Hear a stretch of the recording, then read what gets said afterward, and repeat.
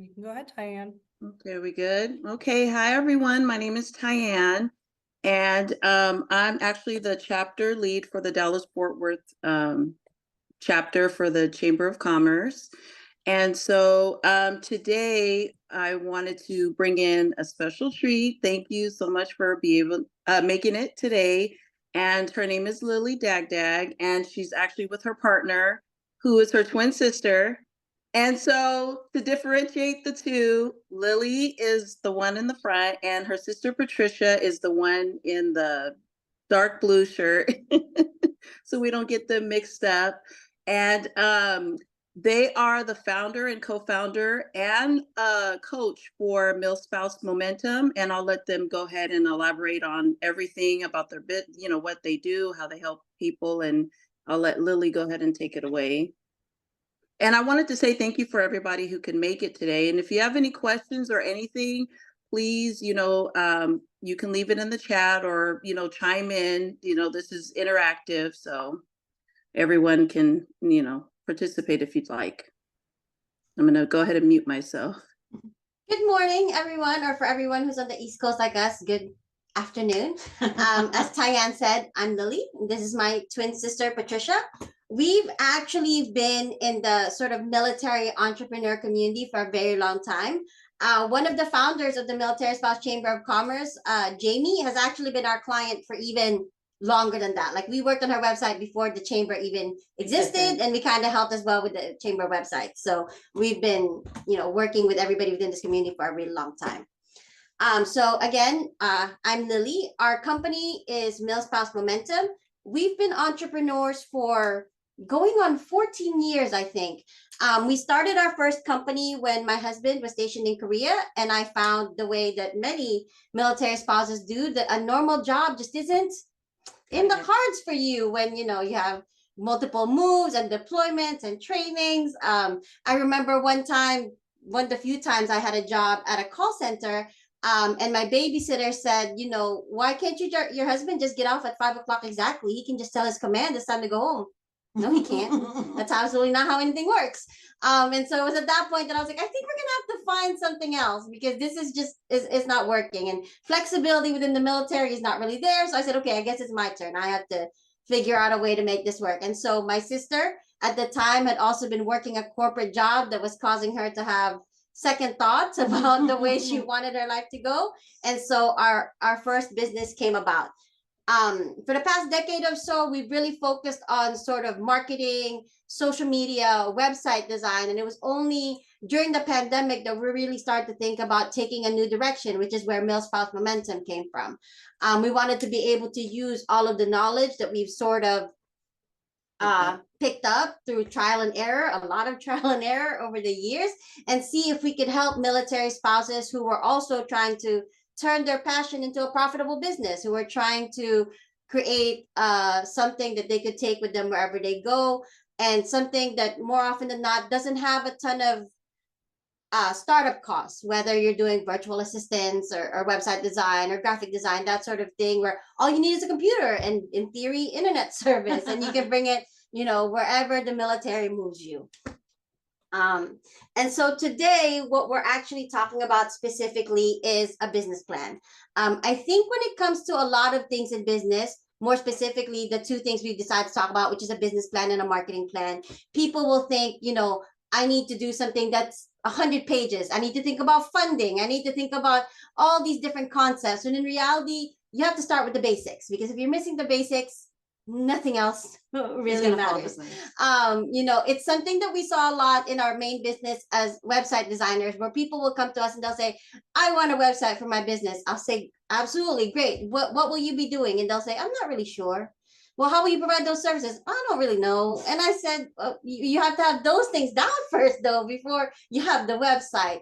And so when, I was discussing with Tyann and Jennifer what I wanted to discuss, I thought this would be a great thing, because too often people will skip the basics, skip the foundations, and kind of move forward. But it's best if you start from the beginning, and it's best if you start properly from the beginning, so you don't have to fix things as you sort of go along. But on the other side of that, if you're somebody that's been doing business for a while and things aren't quite going the way that you wanted it to, and you're like, I don't know where to go from here, getting back to basics with this stuff is also a good way to kind of bring yourself to a place where you can figure out where your next step is. Like, nothing's working. Okay, nothing's working.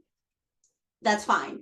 Take a pause, get back to basics, and then you can start moving forward again. Because at some point you're just like, this is not like I thought it was going to be, like, at all, but I want to keep doing it, but I don't know where to go from here. So going back to where you started or where you should have started is a good way to kind of create some more momentum for yourself and really start like going to that next place instead of sitting there stuck and thinking nothing's working and I'm not sure why and I don't even know where to go from here. And so with the one-page business plan, we say that you really have to worry about three things: what, who, and how. And so the first step is, oh, there, the what, the who, and the how. So the first step is what? What type of services do you want to provide? Now, this can be very generic to more specific. When we first started out, we went through a billion different versions of our business. Okay, first we were virtual assistants, and then we were product launch specialists, and then we were social media consultants, and then we were webinar specialists. And nowadays you can have a specialty or you can be a bit more broad, right? So as Anna mentioned, she's doing digital marketing. You can do digital marketing as a whole specialty, or you can do social media specifically, or you can do email newsletters specifically. And so when you're trying to think of your business, you can be as broad or as specific as you want, at least in the beginning, because it'll at least tell you the direction that you need to go from there. And again, you may think this is very obvious. Not necessarily. not necessarily. Sometimes people skip right into, they just skip over the things that they need to define first. So that's the first part, right? And it's important to know what you're going to do for multiple reasons. But the first is your prospects can't buy from you if you don't even know what you're selling. You won't make any sales if you don't know what you're selling. But the other thing is, if you're not completely clear on what you want to do, then you might constantly find yourself providing services that don't align to your overall vision. So for example, just using website design because it's what we have the most experience with. Website design can be many different things. For example, we work specifically with WordPress. WordPress is the only system that we work with. We don't do Squarespace, we don't do Weebly, we don't do Wix, we don't do any of those. And for us, having that specialty means that we are we are experts in that specialty. So if someone comes to us and says, can this be done with a WordPress website? 9 out of 10, we can easily answer that question. Versus if we were trying to work with multiple different platforms, it's very difficult to be an expert in many, many different things. It's much easier to specialize. So when we decided that we were working with WordPress specifically, we were able to do all of our training in WordPress. We were able to expand our knowledge and therefore be able to provide much better services. And so it's the same thing where if you decided you wanted to be a virtual assistant, you could be an admin assistant where you're dealing more with client work, or you could be a marketing assistant. And so knowing what you're going to do is the very basis of literally everything. But also the thing to consider is that even though it's tempting to say I'm good at a lot of things, and you probably are, and that's great, if you don't have a more concrete idea of what it is that you plan to offer and how you plan to help people, you might find yourself doing a whole lot of different things at the same time. Like we had a client who was like, I want to be a virtual assistant. I said, that's great. No, I'm sorry. She wants to be an online business manager. I said, that's great. And then she showed me like paragraph of her services. And I said, you can do all this stuff and that's great. But I got to tell you, as a potential client, this list is very overwhelming for me. And it's going to get overwhelming for you quickly. If you offer 50 different services, that's 50 different things you might be doing for any client at any given time. And that's a good way to burn yourself out. So I told her it's perfectly fine to tell your clients, you know, I have capabilities beyond these things. But when you're selling and when you're trying to land projects, to kind of narrow down what you're doing, because it's less overwhelming for them and less overwhelming for you. Exactly. Okay. And then part 2 is the who. This is something that we've kind of done a bit differently, and it's something that's worked for us in the long run. So we have 2 different approaches that we're going to talk about. The first one is creating an ideal client profile, which is very similar to what you'll hear a lot of like marketing experts talk about, which is essentially demographics, right? The other one is creating a green flag and red flag list. That's something that we've done. I won't say we invented it, obviously not. But I will say it's an approach that we haven't often seen in business, but it's one that we've done in our own business for a long time.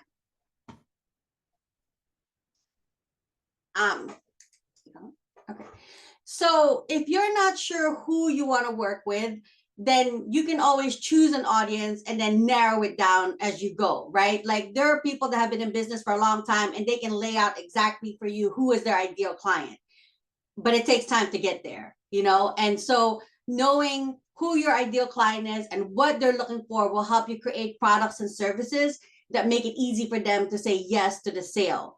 Because the more targeted you make something, that the easier it is. Like when me and Lily decided to launch a program where we were going to provide ongoing website support for our clients, and we reached out to our clients and asked them, would you like to sign up to be in this program that we created based on you guys' feedback? 9 out of 10 people signed on the spot. And that's, I mean, that is a pretty good closing rate. I'm not saying that's average, but the more targeted your services are, and when you're connecting with the right people, then the easier it is for them to say yes, because you're creating the things that they're interested in. But also, you'd be able to use insight about your audience, like we did, to choose which marketing tactics are going to give you the biggest bang for your buck. I mean, it's great if you can create images and create catchy posts on Facebook, but that's not going to do you any good if the person you're trying to reach isn't on Facebook. So you have to think about where those people are likely to show up, and then show up for them in a way that's going to get their attention. And all these things are going to come from knowing who your ideal person is, or who you would want them to be, and then connecting with them in a way that's going to resonate with them. So the first option, like we said, is to create an ideal profile by defining your client's demographics. And I'm sure this is something that you've heard once or twice before. And it's talking about factors like age, location, gender, income, level of education. Like for me and Lily, we've never really defined our ideal clients by the type of work they do, even though somehow we keep getting the same kind of clients anyway. But it's more about the kind of person they are and how we work well with, how they want to work with the people that they're working with, and things like that. But so we would just as easily work with somebody who is a massage therapist, who is one of our longest running clients. And at the same time, we work with somebody who's a nonprofit, who's helping end elder financial abuse. So like our clients are more about being the same kind of person and the person we best support, more so than the specific kind of business that they're running. And that's worked for us. Would that work for everybody? Not necessarily. But knowing your ideal client profile helps you narrow down the kind of people that you want to target and the kind of people that you want to work with. And a target profile kind of makes more sense for, I would say honestly, is better for products maybe rather than services. Because for example, if you're selling brightly colored t-shirts with, motivational sayings on it, you're not really going to target the elderly. I mean, maybe you could, but probably not, so like when it comes to products, I think it's a little bit more where this kind of ideal client profile would work. Also in terms of advertising, like where those same people are more likely to see your advertising is based on their demographics. Like, are they people that still walk into a store and look at bulletin boards? Some people do that. And if those are your people, that's where you should be. But and it's also important to consider that sometimes you may have multiple ideal client profiles. For example, using again our client who runs a nonprofit ending elderly abuse. One of his ideal clients would be the actual elderly who he's trying to educate so that they don't fall for scams or give out their social security number on the phone to random people. But his other ideal client is people who may be worried about the elderly people in their lives. And so when he targets his marketing, when he targets his content, it has to be approachable to both of those audiences because they're both just as important in him being able to get his message out. And so this approach is the one that we've been talking about, choosing clients based on red and green flags. Depending on your industry, you may not be limited to a certain type of client. You know, as website designers, we could work with literally any client we want. A lot of acupuncturists, for some reason, hire us. I'm not really sure why, but we work with acupuncturists, we've worked with financial counselors, we've worked with fitness trainers, event planners, photographers. So because you can build a website for anybody, and in this day and age, literally everybody needs a website. So for us, we've never really narrowed it down based on industry or anything like that. That's why for us, we've gone with this more non-traditional method of red and green flags. So every person, every business owner is going to have their own definitions of a red and green flag, right? But it's exactly what it sounds like. A green flag is what we want our ideal clients to have. And a red flag is what will make us say, you know what, this probably is not a person that we want to work with. And these flags are ones that we've come up with after years of, you know, trial and error and of not so great client relations after a while. So this is based on us and our preferences. So for example, our green flag number 1 is clients who understand the importance of staying in their zone of genius. Clients who hire website designers just to try and tell us how to design a website are not our ideal clients. They might be for other people, but they're not for us. So we want our clients to understand that their genius is whatever they happen to do, photography, event planning, whatever, and they leave the design and tech stuff to us. That's what they hired us for. That doesn't mean that we don't listen to constructive criticism. Obviously, we want our clients to be happy, but you know, when we try and tell them a bright orange banner when it's not even your colors is not the great thing, and they say, yes, you're right, that we shouldn't do that. And so that to us is very important. As a client who listens to us and takes into account that our expertise is there, and they pay us for a reason, and we want them to you know, to be a collaborative in that way. Green flag number 2 is clients who are in the right stage of business. So we've had people contact us, as I've said, who had no idea exactly what their business were, how they were going to deliver their services, and you know, where they were going. And we do not want to take people's money if they're not actually ready for a website in their business, if they haven't answered these basic questions, if they don't know how people are going to buy from them, if they don't know how people are going to pay them. We don't want to set our clients up for failure like that. So part of it has always been people who, even if they're getting started in business, have enough of a foundation that they know what they need in order to launch that website. So for us, that's always been important. Or for our higher end design services, we ask that people have an established brand, so they know exactly what they're looking for. They know exactly how they want their website to look. They know the vibe that they're going for. They know who their target market is, that sort of thing. Because once again, we don't want them throwing thousands of dollars into a website if they're not completely sure what they want, because it doesn't benefit anybody to waste time or money that way. And green flag number 3 is people who like our quirkiness, which is the easiest way to put it. You know, we have a lot of pop culture references, and you don't have to know them exactly, but think it's funny that we say them, at least to have a sense of humor, because those are the people that we get along best with. And for our entire decade that we've been in business, like 95% of our sales come from referrals, because our clients love working with us and throw business our way, and we end up loving those people too, because they're all a very similar kind of person. And so for us, that's one thing that, you know, we look for in our clients, is people who, even if they don't think we're funny, they'll at least pretend like they think we're funny, and so we all just get along very well. On the flip side of that is red flags. And so red flags are signs that this client is not going to be a good fit for us. And one of them is that clients who prefer to communicate by phone. And that's because I don't like talking on the phone. I just don't. But even more so, when you're talking about certain things, it makes more sense to write it down, right? So when we have a client and they're like, oh, well, I want to talk on the phone to, no, that's not how my process works.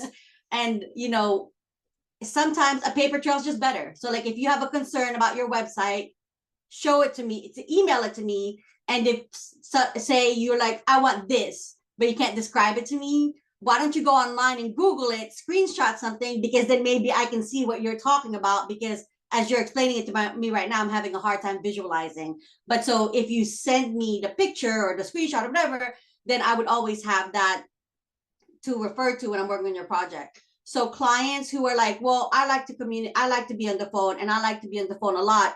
I mean, you might be a good client for somebody who loves being on the phone, but that is just not our style. So if we run into somebody and they're like, well, I don't really like email, I prefer to just, hop on the phone when we need to talk about something, then that's probably not going to be a good fit for us. It's a good fit for someone, but it's not a good fit for us. Especially because, as business owners who have children, especially children like mine who are special needs, I work very odd hours. Most of the time I will work midnight to 4 a.m. So it's easier for me to be able to do my work when I need to. And if clients email, I can look at their email when it's necessary and I can get back to them. So it's easier to be able to work on our own schedule than to constantly be spending time on the phone responding to the same thing over and over again. Right. So that is something that we make clear to our clients ahead of time. And if that's not something that they can agree to, that's fine. Then this is not a good fit. No hard feelings. I wish you luck in finding somebody else.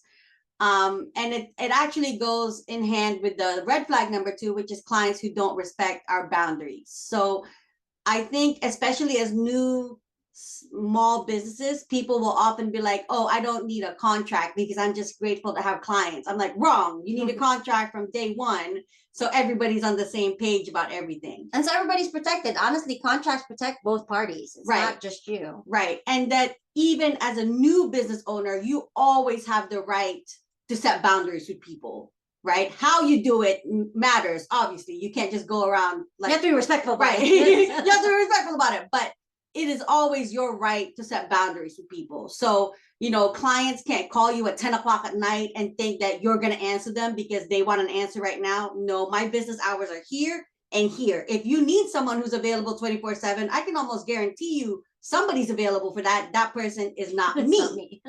But those are people are available. Or somebody who basically wanted us to like design in front of him, like we would design, then he could give us feedback. And I'm like, sir, that is not a service I offer.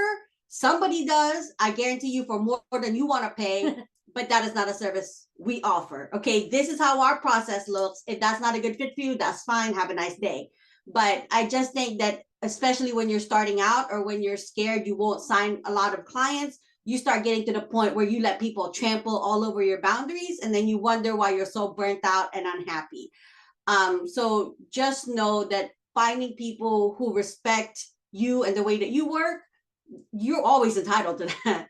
And that having a smaller client roster of people that you work really well with is a lot better than like having a bunch of people pay you, but being afraid to open your emails because there's just one more complaint after another, or just some other crazy request that you don't want to do.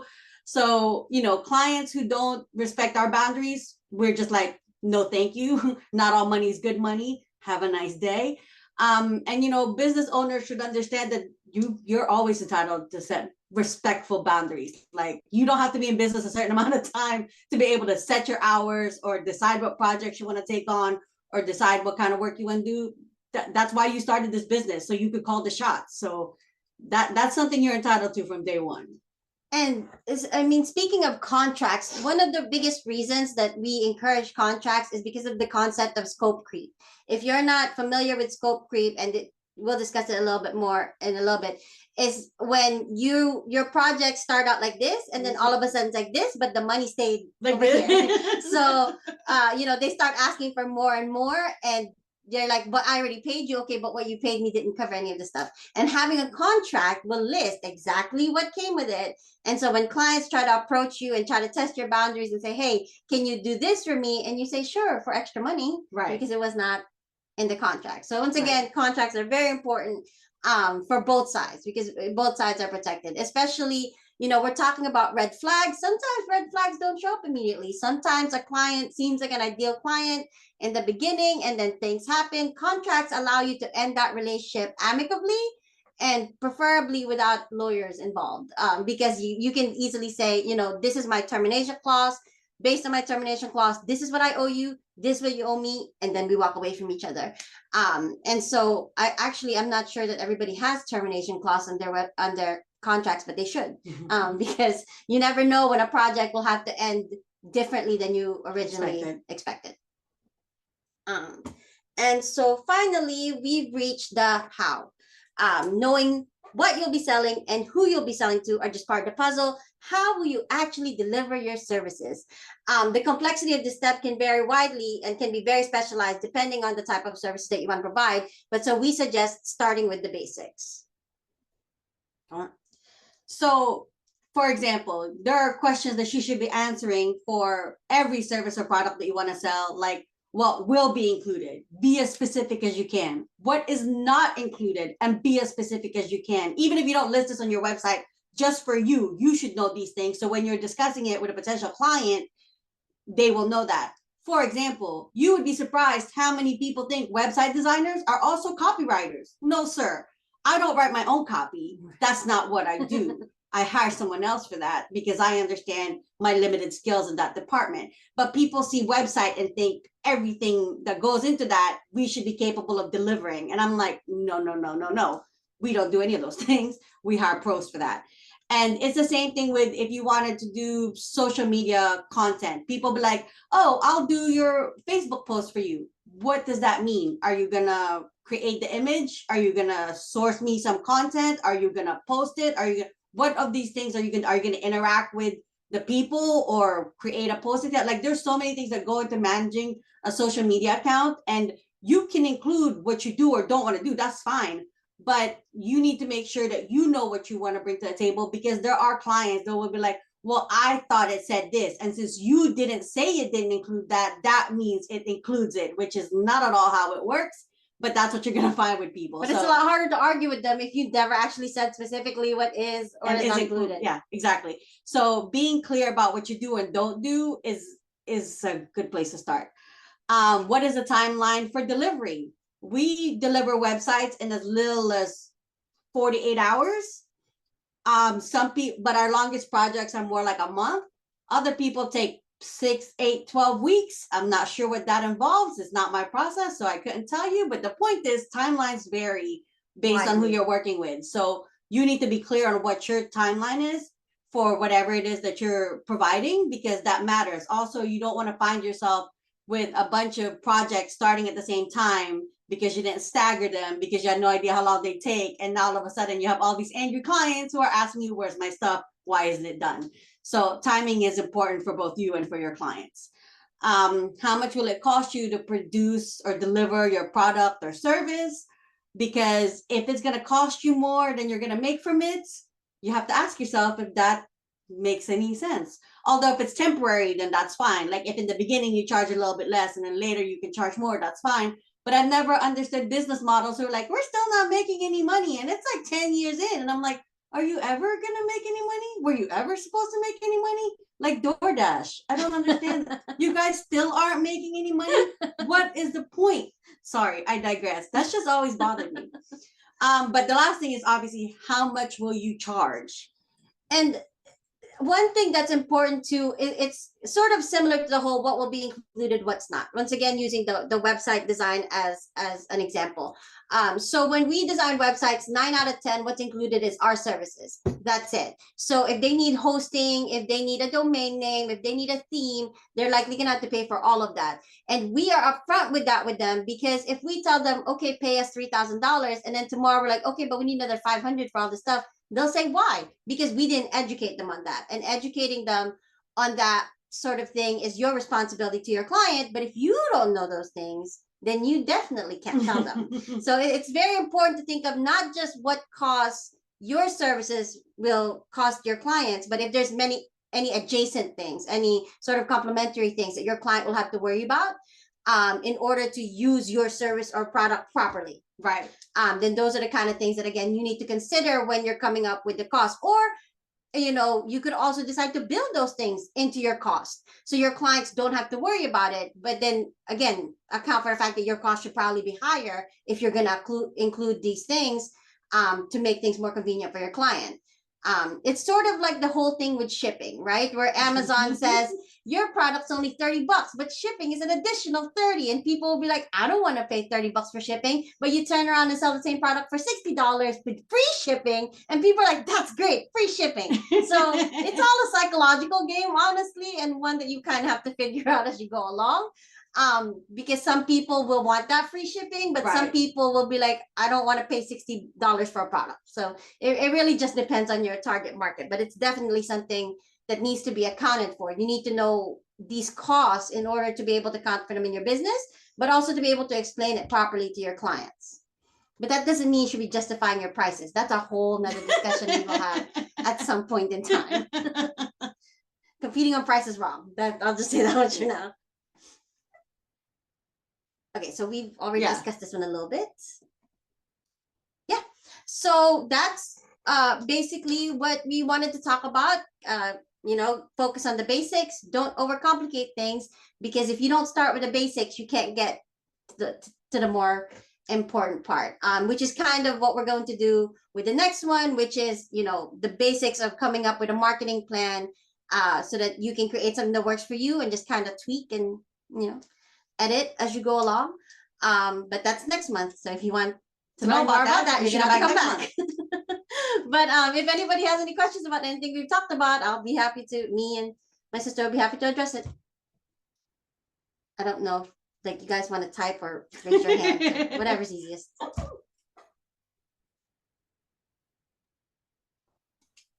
I know on your demographics, you had said like to, you know, pick like nationality, age, and whatever. But so like for me, it wouldn't be anything like that. I know you mentioned it might be more like that for products, but for services, it would be any of those. I guess it would just be, I wouldn't know how to tamp down my demographic, either to like, would I just focus on startups or somebody, you know, somebody that probably somebody that's not looking for somebody that uses Adobe, because I don't use Adobe, or you know, I wouldn't know how to shape my demographic as easily. So I think that demographics can actually be more general than that, right? Like the ideal client profile, when they're looking at age and the thing of a specific person, you could just as well do the same with a business, right? So if you're working business to business and those will be your clients, rather than looking at specific people, you would look at, say, businesses that have been in that have existed for 3 years or more, because those are the ones that are likely to be outsourcing this sort of function, right? Or businesses that, you said something about printing, so businesses that are still likely to actually use mailers, which some of them do exist, I'm sure. So I think in that way, you would just kind of have to look at the things that your client, when you're looking at demographics, it's just more what your clients have in common. That's just another way of looking at it, right? And so while other people may have said, our clients will all be in this age range to this age range, then instead you're looking at, well, if I'm looking at people who may actually print stuff out, that means these are businesses that have local clients, right? You know, so it's really just defining things about your ideal client that can be anything. It doesn't have to be their location necessarily, especially if you're doing a lot of your work virtually, but you would be looking at businesses that do local business versus virtual services, or online services, that sort of thing. Does that make sense? Yeah.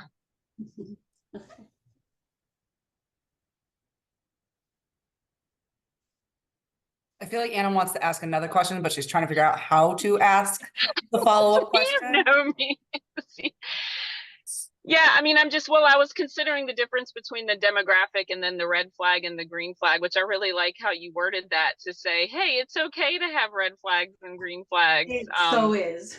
Which relates to your boundaries. But I think my red flag could probably also be like, these people only want something done in Adobe, or you know, something like that, because I don't do that. I really specialize in Canva, because I feel like that's, for me, I like making things simple, and that platform makes it simple because you can do pretty much everything in it. But you still, like, when people are looking for something like a graphic designer, you know, they still say they want everything to be done on a certain platform. So I guess that could be one way I could kind of narrow it down. Right. And so that is true. Like one of your red flags could be clients who want to specify how I do my work, because for the most part, unless you are planning on editing it, it shouldn't matter to you how I do my work. You know what I mean? Yeah. As long as the quality is there. And this is also a part of where education comes in, right? Because especially if you're talking about brick and mortar businesses that do local businesses, that work with like local businesses, local customers, there are some of them that don't spend a lot of time online, and they may not understand that Canva's come a long way since they came out. Its capabilities has come a long way since they came out, and they may not realize that Canva isn't just a Microsoft Word document and that it can do a lot more than that. And so a part of that is educating them on what tools you use and what you can do with these tools, to kind of let them know that there are other options out there. Because a lot of people, and I've been looking at resumes because my husband's a graphic designer who's been looking for a new job. And so I've been looking at job postings, and all of them say the same thing. And I'm like, do you even know why you need these things? Or are you just used to saying, we want somebody who does X, Y, and Z, without stopping to think if there are other ways to get the job done? So one of your red flags could be that the client wants to dictate how you do your job, which is, if you're not an employee, they shouldn't be doing anyway. And that they need to be open to hearing your process and how your process could work for them. Right, like short of the fact that you need it in a specific format, like, you know, an AI file or something, why do you care? If I'm going to give it to you as a PNG at the end of the day, why do you care what I made it in? Right. Well, so I was looking on like the Fiverr app and Upwork, and people will post on there, like the people that are asking for your, you know, asking for bids, I guess is how you put it, for your services. They'll say in their description that they want somebody that is you know, fluent or an expert in those other platforms. They're in Fiverr. They're in Fiverr. Like what? Yeah, and again, that is part of it. And the thing to recognize too is that the demographics and the red flags and green flag system don't necessarily go against each other. They can be used together. Again, your green flag is, you know, businesses that still use this kind of marketing technique, or businesses who still send out e-zines, which I guess some people do. We don't, but some people still do that. So it really is just about figuring out what all of your ideal clients have in common and what all of your non-ideal clients have in common. So that way it's easier for you to speak to those specific people. Yeah. Okay. Thank you. I don't want to take over the conversation. Hopefully somebody else has a question too. No, you're fine. Yeah, you're good. My brain starts to think about vector too, but that's kind of going down the rabbit hole of imaging and graphics. But to go back to your what slide, what if you do have multiple business capabilities? And clearly you want to hone in on one because this is a one-page business marketing plan. Do you want to maybe add some notes at the bottom that say, I am also fluid and proficient in this? Or do you want to create a separate one-page marketing business plan to highlight those other features that you're really, really good at, or that you can offer for your client? I mean, so we actually have a free download that everybody who showed up is going to get, and it's a place for you to take notes on the different pieces, and then in the end kind of condense it into what you want to focus on first. So you can address those other things, but just keep them in mind. But when you get down to it, these are the pieces that I'm going to focus on first, these services, and to working with these people and delivering it in this way, but also having the notes for when you're like, okay, this isn't quite working. Is there something else I want to revisit? But also, I think the other thing to consider is, do these things actually go together, or do they have to be separated? Right. So right now we actually have 3 different organizations. We have Site Launch, which is the website design side. We have Milspouse Momentum, which is the coaching side, and we have Valor Forward, which is the nonprofit side. And so for a long time, we actually we were trying to do the mentoring and the website design in the same place, and it didn't make any sense. Like it confused people, it confused us. It wasn't a good idea, which is why we ended up branching off into the 2 different companies. And honestly, while thinking this through, is as good a time as any to figure out these things don't go together. But I do want to do both of these things, and to figure out if it needs to be completely 2 separate entities, or if you need to focus on one first. But it's as good a way as any to do it that way. And IC asked about contracts. Now, we are not lawyers. And I will say that first, we are not lawyers. But contracts obviously are very important. What we would recommend, we personally use, I always forget, is Legal Shield. Legal It's a new Shield is their name. current name. Yeah. So Legal Shield is a service for small business owners and also individuals. And they will help you with a lot of legal things, exactly what it sounds like. And so what you could do is you will go online, you will Google sample contract for, in our case, website designer, or sample contract for a business coach. And you will change that contract to how it fits you properly. Like you'll put your information in it. And then you will submit said contract to a lawyer who does know better than us. And that lawyer will then say, okay, this is not enforceable, or this is completely terrible. You need to change this. Or because you live in the state of Maryland, you need to make sure that you include this. Because that's what we had. They told us you need to make sure you address arbitration in your thing because we didn't have it. And so the cost for this is 1 month of Legal Shields, I think $30, right? It's not that For much. $30, you can have up to like 5 business documents looked at. So whether that's a contract or an agreement for someone you're going to hire, any of that, you pay Legal Shield for 1 month. They will look at all those 5 contracts, and bam, you've got contracts and paperwork that have been looked at by an actual lawyer who knows what they're doing. Because Legal Shield does not have any sort of what's the word I'm looking for? Obligation. Like you don't have to stay with them for a year. You can pay for a month. And they'll be able to look at it, which I think is the smartest thing to do, because there will be lawyers online. I'm not going to name any names. There are lawyers who say, I will sell you this template, but then they'll all say, I'm not actually responsible for anything because I can't give you legal advice. I'm not your lawyer. So you have a bunch of templates that may or may not be okay, and that may or may not be usable, that you may or may not be able to customize to your business. But instead, I would recommend, like I said, finding one online, customizing it, and then signing up for Legal Shield. And having them look at it, because they'll be able to give you feedback that's actually specific to you, to where you live, and to your exact business. So you know that you're at least covered in that. You know that should anything happen, your contract is legally enforceable from a person who's actually a lawyer. Right. Because we are not. Or Rocket Lawyers is another good one. I'm not I haven't used Rocket Lawyer in a long time, but the way that I've always used them is simply to fill out something. Like, I think my father-in-law needed a power of attorney or something. And so Rocket Lawyer has a template, and I essentially use that template exactly as it was. I am not sure how it works if you have to make any sort of changes. So like, I'm not sure if you make a change and they'll be like, oh, that's not enforceable anymore because you changed it. So that's the only thing about Rocket Lawyer. I haven't used them in that way, so I'm not sure how that works. But they have a lot of good templates. They do have a lot of good templates. I know they have some independent contractor templates. So as you're looking to expand your business and you want to hire somebody, you can use it for that too. So there, yeah, that's definitely a good option. And this is something that a lot of people don't think of as well when it comes to like forming your business. Once again, not lawyers. But for example, in Maryland, we had someone come to us and say, we can help you form your nonprofit for $250. And we said, okay, $250. Come to find out, if we just paid a $50 fee and filled out one form, we could just do it ourselves. I said, why would I pay you $250 to fill out one form? You know? And so I think Rocket Lawyer has similar services where they'll say, oh, we can help you start, file for a DBA. A DBA is 1-page form in Maryland.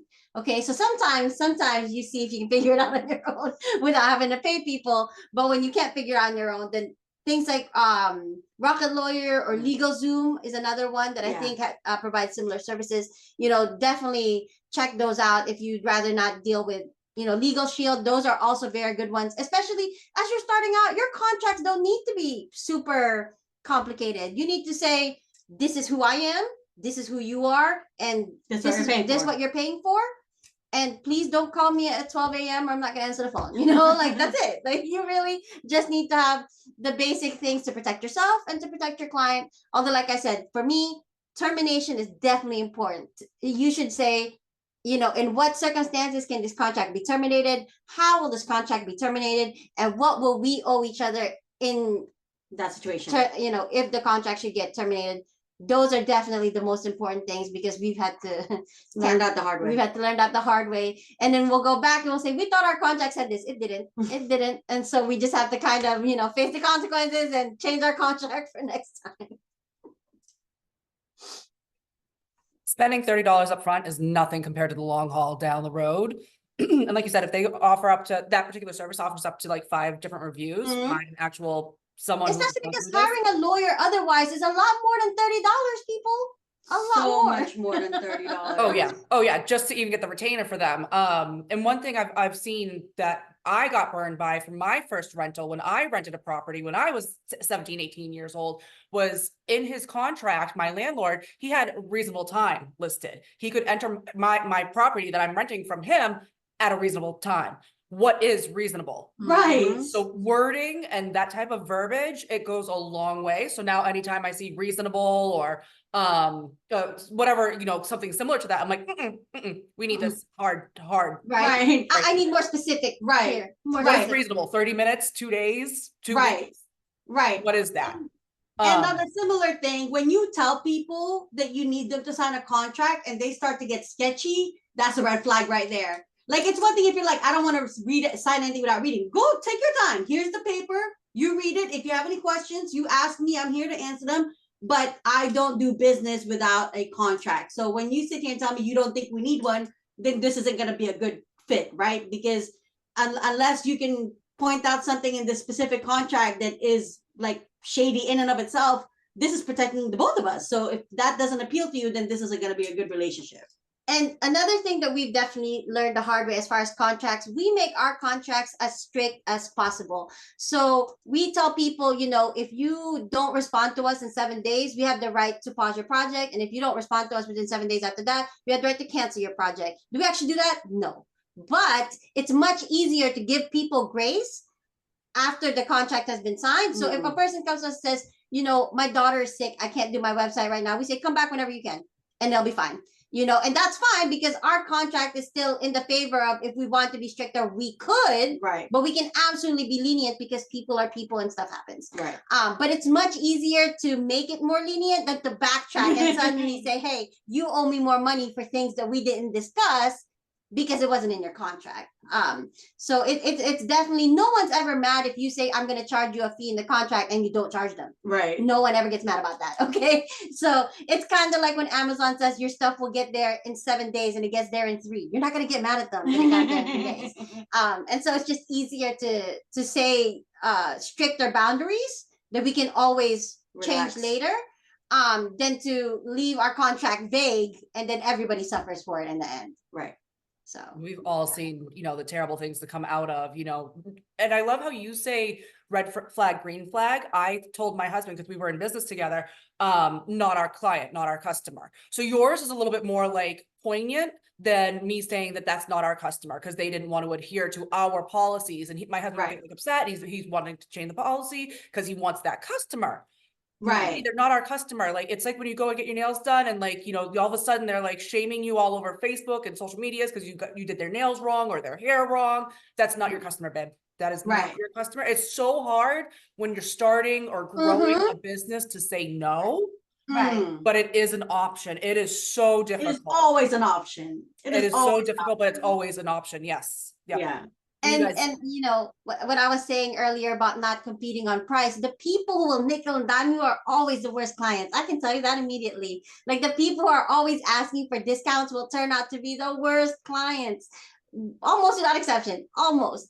Like there'll be some people who just plain can't afford you and they're like, I love you, can you still work with me? And we figure out a way to do that, that's fine. But 9 out of 10, if they're already nickel and diming you at the beginning, it is not going to be a good working relationship. It's just not. Because either they don't see your worth or they do see it, but don't want to pay you anyway. It's really a lose-lose situation. So I do have one more question. Since you guys do get a lot of acupuncture clients, do you guys get acupuncture for complimentary as part of your contract or MOU agreement, memorandum of understanding agreement? Yeah, it's just so weird that times will come where we get a whole bunch of the same thing. Like, I didn't even know that many acupuncturists, and now all of a sudden we have 3 of them as clients. Like, what is happening here?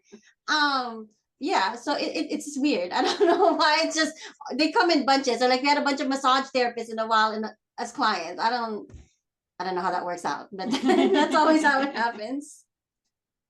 So Tia did do a thumbs up. I don't know if Tia wanted to elaborate or come off mute, just because I did see that little icon pop up there, but we are kind of dwindling down. Hi, Tia.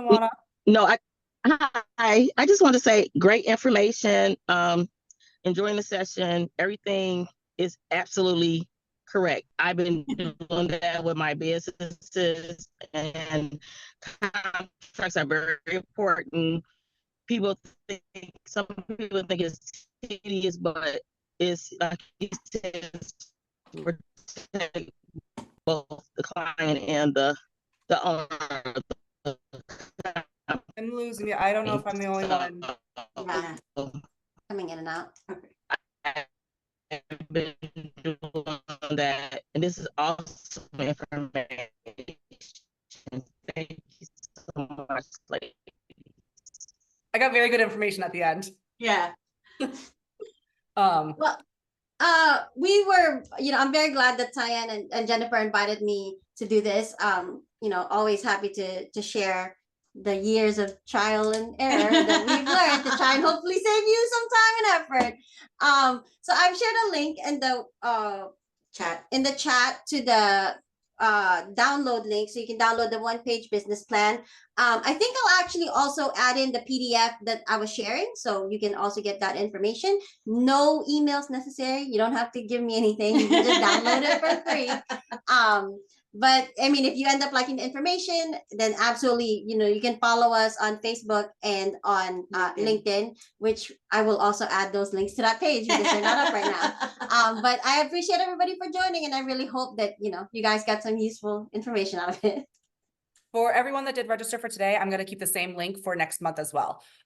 So if you get pinged next month, you've already registered, just put it on your calendar hold. I put it in the chat. It's October 11th. Everything transferred to a truck. So when you get pinged next week or next month, rather, it's because it's the same registration page. And what is it? It's 10 steps to a marketing plan you'll actually use. Yep. Yes. So when you get pinged next month, that's why we're here. So